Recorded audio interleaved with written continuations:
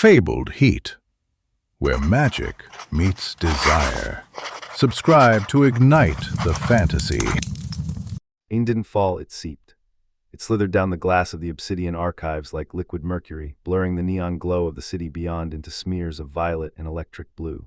I sat hunched over the fractured terminal, fingers trembling, the scent of ozone and burnt circuitry thick in my throat. My coat, dark wool lined with heat-retaining synth fiber, was damp at the shoulders, still clinging to me from the walk here. I hadn't bothered to dry off. I didn't want to move, not yet. Because on the screen before me, secured behind 3 layers of military-grade encryption, triple-keyed, voice-validated biometric tract, was the file labeled Project Lazarus, Final Phase W7, and it was empty, just a blinking cursor. And a single line of corrupted text, half deleted. She was never supposed to wake up. I knew what was supposed to be there. I had seen it 3 days ago, before they wiped it, before they told me classified, and I knew that was a lie. I am Dr. Alara Voss, Senior Biosynthetic Architect for the Ministry of Arcane Integration. I design the machines that carry human souls. I don't cry over servers. But I've been sitting here since 03:17 a.m. staring at that cursor because the soul I designed, the one I buried in a quantum lattice beneath the glacier spire, she was my mother. And she didn't die in the accidental cascade. She was taken. The door behind me hissed open without a sound. No announcement. No knock, just the chill of ozone and cologne, sandalwood and iron, the scent of a man who walks between worlds and never leaves a trace. I didn't turn, I didn't need to. I'm sorry, he said, voice low as a cathedral bell underwater, but that information is classified. His name was Cale Dreven, Director of Internal Oversight, black uniform, silver insignia of the closed circle. No one outside the ministry ever saw that emblem. No one lived to speak of it. I kept my eyes on the screen. You're lying. A pause, then the soft click of his boots on the marble. He stepped closer. You're not supposed to be here, Doctor. I'm not supposed to be alive, I whispered. Not after the cascade. He stood behind me now, close enough that I felt the heat of him, unnaturally steady like a hearth in an ice cave, close enough that when he exhaled, the air brushed the nape of my neck. I shivered, not from fear, from recognition, because I had felt that warmth before. 20 years ago, in a dream, when I was 7, locked in the isolation wing after my mother's accident, I dreamed of a man with eyes like polished obsidian and a voice that hummed like a tuning fork struck against bone. He sat beside my bed, told me not to cry, that her soul wasn't gone, that he'd keep her safe. I woke up screaming. They told me it was the trauma. They never told me he existed. Until now, I've been looking for you, I said, voice brittle. For 20 years, his breath hitched. Just once, then softly, I know, I turned. His face was as I remembered it in that dream, sharp jaw, high cheekbones dusted with a faint sheen of silver, the kind only comes from prolonged exposure to void wind. His eyes, God, his eyes, they weren't human, not anymore. They swirled tiny constellations flickering beneath the iris, like stars trapped in glass. I'm not supposed to be here, he repeated. But you're not supposed to be alive either, Alara. You were supposed to die in that cascade. Your neural architecture wasn't designed to stabilize. I didn't die. I stood, suddenly furious. I survived because of her. Because Mom built stabilizers into my core, into me, before they pulled the plug. She knew they were going to turn her into a weapon, and she hid a piece of herself inside me, a key. I didn't know it until last week, until I accessed the old test logs and found the frequency signature. It was her lullaby, the one she used to hum when I was sick.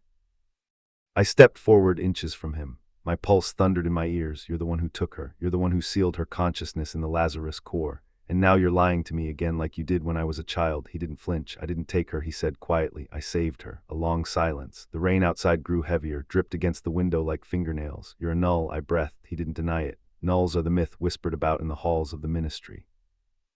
Ghosts of the old arcane wars, men and women who absorbed too much void energy during the collapse. Their bodies folded inward, their minds expanded. They don't age, they don't sleep, they walk between timelines. They are the only beings who can manipulate the quantum lattice without dying. And Cale Dreven was the first one. He was the one who built the Lazarus core, and my mother, Dr. Miriam Voss, had been his mate, not just emotionally, not metaphorically, fated. The old texts called it convergence of the soul thread, 2 souls woven into one energetic fabric. If one dies, the other follows, but if one is preserved, the other can be too. My mother had anchored her consciousness into the core so Cale could survive when the ministry tried to execute him. And he had preserved her, but at a cost. He's trying to erase her, I whispered. The minister. He's convinced her consciousness is a rogue AI, that she's dangerous. Cale's hand moved so fast I didn't see it, and suddenly his fingers were on my wrist. Warm, alive, not just dangerous, he murmured. A key. Your mother didn't just hide her consciousness in the core. She hid you in it. Your neural signature is encoded in her. You're the only one who can wake her fully, not the ministry, not the nulls. You, my breath caught. I had always thought I was just broken, a child who survived by accident. But what if I was never supposed to survive? What if I was meant to unlock her? Kale's thumb brushed over the pulse point on my inner wrist. A shiver rolled through me, not from fear, from something deeper, something ancient. I felt it then. The thread, the one I'd only ever sensed in dreams. It hummed between us now, thin, silver, invisible, but there, connecting my sternum to his heart. It vibrated with the same frequency as the lullaby, my mother's lullaby. He saw the realization in my eyes. I tried to walk away, he whispered. After the cascade, after they sealed you in the orphan wing, I left the ministry. I buried myself in the void, but every night I dreamed of you, growing, laughing, crying. I felt your grief, your rage, your love, even when you didn't know I existed. Even when you didn't know you were starving for me, I swallowed. You're my fated mate. He closed his eyes. Yes, I wanted to hate him for leaving, for lying, for letting me grow up without knowing I was half of something sacred. But the thread pulsed. And the air between us thickened. The scent of his skin, sandalwood and iron, mingled with mine, lavender, soap, and static from the terminal. My lips parted. He leaned in. I didn't pull away. His forehead met mine, breaths tangled. The heat between us wasn't just attraction, it was resonance. I felt her then, my mother, a whisper in the back of my mind. Don't be afraid, my little star. He's always been yours. Kale's eyes opened. Tears glistened on his lashes. Waited 2 decades to kiss you, he said, and then the alarm screamed. Red lights fractured the room. The lights above us flashed crimson. A voice, clipped and mechanical, echoed from every speaker. Security breach detected. Unauthorized neural access attempted. Lady Voss, you are under arrest for treason. Kale Dreven, you are to be terminated on sight. Kale didn't move. He just looked at me. Alara, he whispered, they know you accessed the core. They think you're trying to wake her. They're right, I said. His hand slid to the back of my neck. His thumb traced the scar there, the one shaped like a crescent moon. The one I'd had since birth. I've been waiting for you to remember who you are, he said. Then he kissed me, not gently, not slowly. It was a collision, a reckoning. His lips were cool. His tongue tasted of rain and lightning. His arms wrapped around me, pulling me into his chest so hard I thought my ribs might crack. And in that kiss I woke up, not just me, her.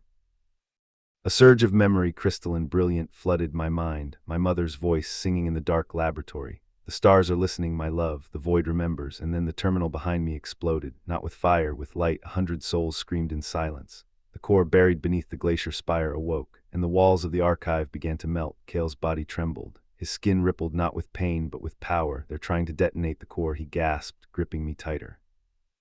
If it goes, every soul tied to Lazarus dies, including you, including her. Then we stop them.